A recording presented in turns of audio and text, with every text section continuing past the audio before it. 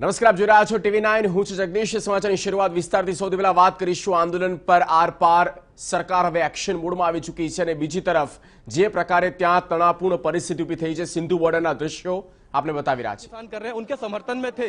एक महापंचायत यहाँ पहले भी हुई थी। ये तस्वीरें देखिए बुरी तरह से इनका हाथ जख्मी है। ये पुलिसकर्मी है और इनको लेकर यहाँ से जाया जा रहा है।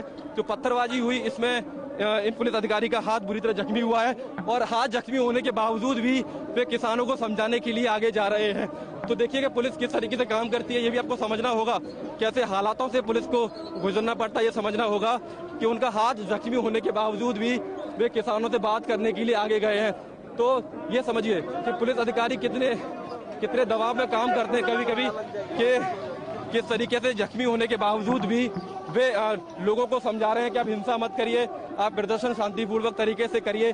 लेकिन हालात जब बेकाबू हो गए तो उसके बाद पुलिस को काफी कड़ी मशक्कत करनी पड़ी। फिलहाल अब यहाँ पर हालात थोड़े शांत होते हुए दिखाई हमको दे रहे हैं और पुलिस के आला अफसर हैं वो अब भीतर गए हैं किसानों से बात करने के लिए, उनको समझाने के लिए, क्योंकि जो किसान यहाँ पर पहले से मौजूद हैं वे कहीं ना कहीं नारेबाजी अभी लगातार उनकी तरफ से जारी है। और नारेबाजी के बीच में अगर इसी तरीके से नारेबाजी होती रही तो गांव वाले भी उग्र हो सकते हैं। तो पुलिस की कोशिश ये है कि इनको समझाया जाए और इसी समझाने के लिए पुलिस के आला अधिकारी यहाँ पर मौजूद हैं और बकायदा ये तस्वीरें आपको ये हालात दिखाने के लिए काफी है कि किस तरीके से भारी संख्या में किसान यहाँ मौजूद थे। जब पत्थरबाजी यहाँ पर हुई तो पुलिस ने कोशिश की कि दोनों तरफ से पत्थरबाजी बंद हो जाए, लेकिन हालात काफी बिगड़ चुके थे और अब सुरक्षा बल यहाँ पर तैनात कर दिए गए हैं ताकि इन पूरे हालातों पर काबू पाया जा सके।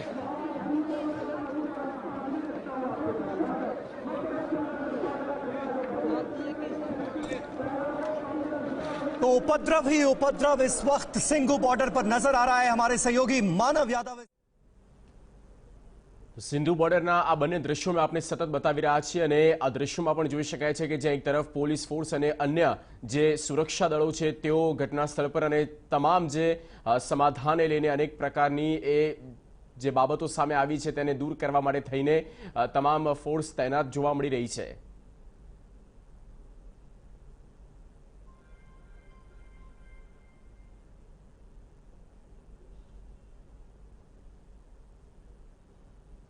તો 26મી જાન્યુઆરી અને ત્યાર પછી જે પ્રકારની ખેડૂતોની ટ્રેક્ટર રેલીમાં જે હિંસા ભડકી અને હિંસા પછી ખેડૂત આંદોલન દરરોજ નવા વળાંકો લઈ રહ્યું છે।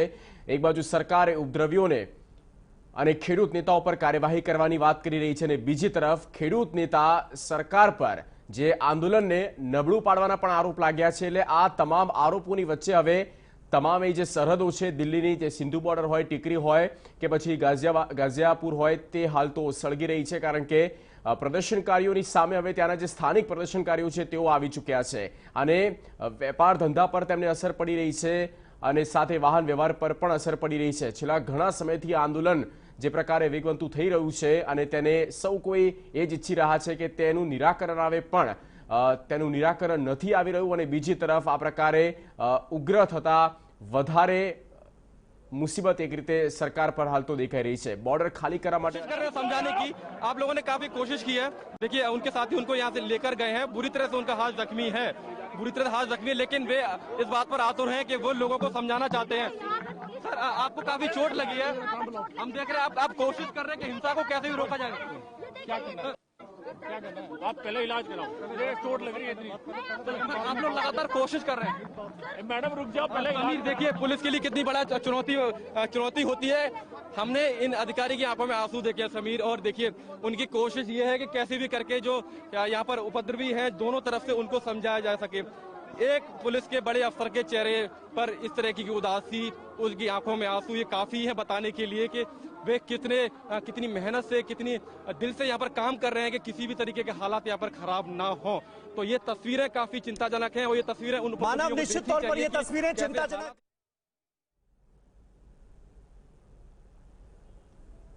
तो ખેડૂત આંદોલનનો આ એક મોટો પોઈન્ટ છે અને સિંધુ બોર્ડર કે જ્યાં સુરક્ષા દળોની તૈનાતી પણ વધારી દેવામાં આવી છે અને આ ઘટના સ્થળ કે જ્યાં ચારે બાજુએ બ્લોક કરી દેવામાં આવ્યો છે અને બેરિકેડ્સ પણ લગાવી દેવામાં આવ્યા છે।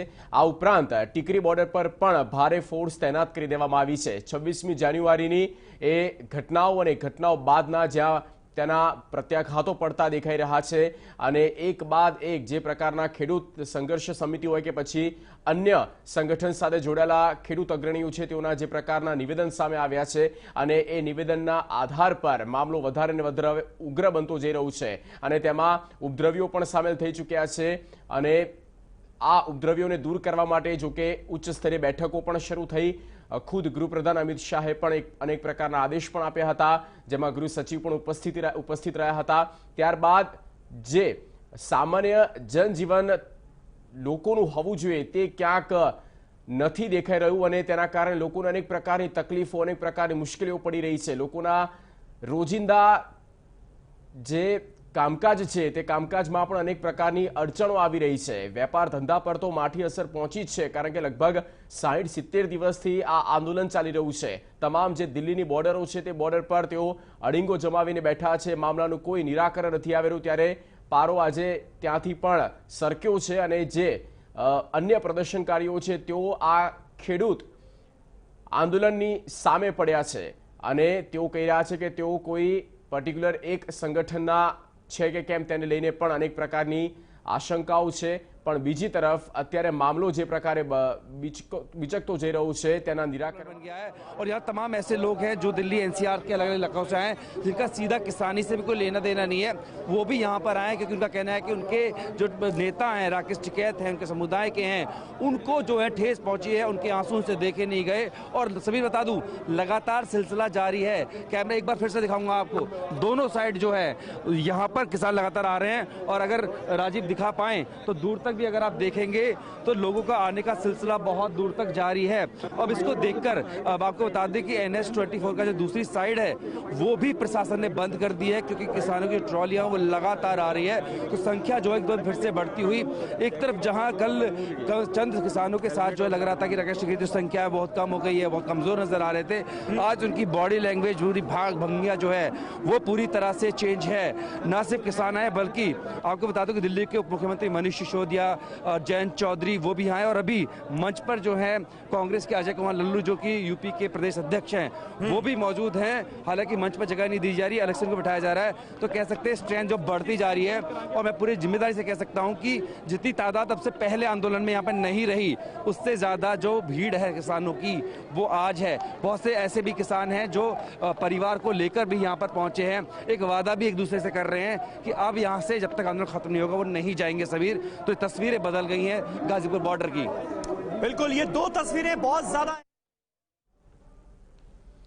तो सिंधु बॉर्डर पर भारे हिंसा भड़की चूकी है અને બોર્ડરને ખાલી કરાવવા માટે અન્ય પ્રદર્શનકારીઓ ખેડૂતોનું જે આંદોલન છે તેની સામે આવી પહોંચ્યા છે અને સામસામે પથ્થરમારો પણ થયો અને આ પ્રકારની હાથાપાઈ ઘર્ષણ પણ થયું।